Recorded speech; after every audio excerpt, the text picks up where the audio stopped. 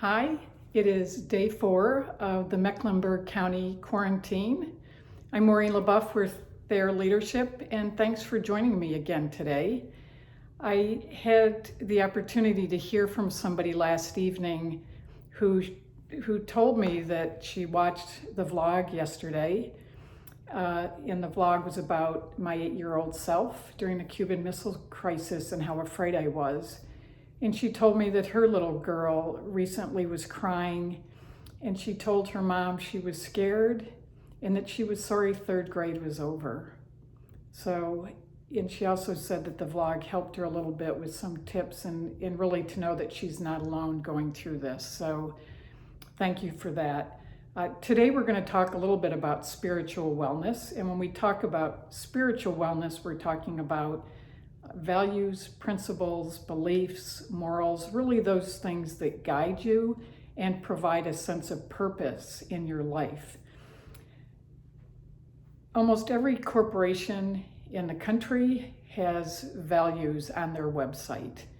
And some of those organizations do a wonderful job not only just having those values, but really living by the values in the way they go about their daily work. At the Their Leadership Group, we have a program around the identity of the leader, and I very often lead that program. And one of the exercises we have in that program is the opportunity to identify your values. And what we do is give the folks a sheet of paper, and those of you who've gone through the program are familiar with this. And on one side it says social values, and on the other side it says personal values. If this is something that you'd like to do, Google values list. And in about 0.37 seconds, you're going to get over 1.2 billion lists of values. So I'm pretty confident that you'll find something out there that will work for you. When you do that, pick 7 to 10 values.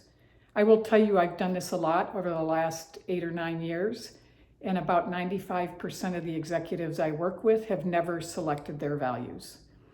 People say, I think I kind of sort of know my values, but they've never taken the time to really sit down and think about them and then write them down.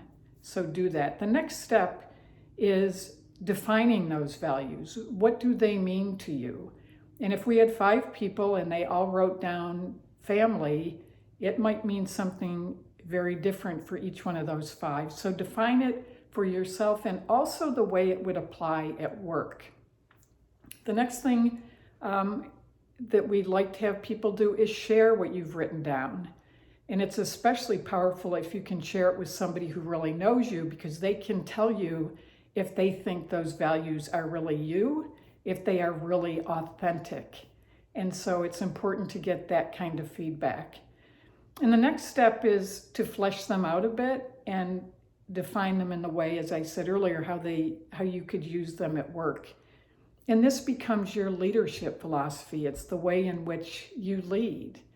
There are a lot of leaders out there, but there are a lot of leaders who do not take the time to think about their values and how it impacts the way in which they lead.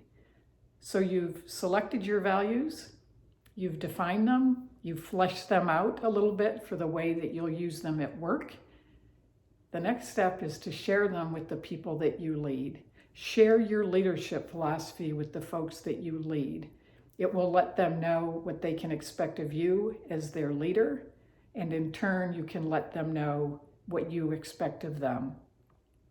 And for those of you who've gone through one of our programs, pull out your values, pull out your leadership philosophy, and review it.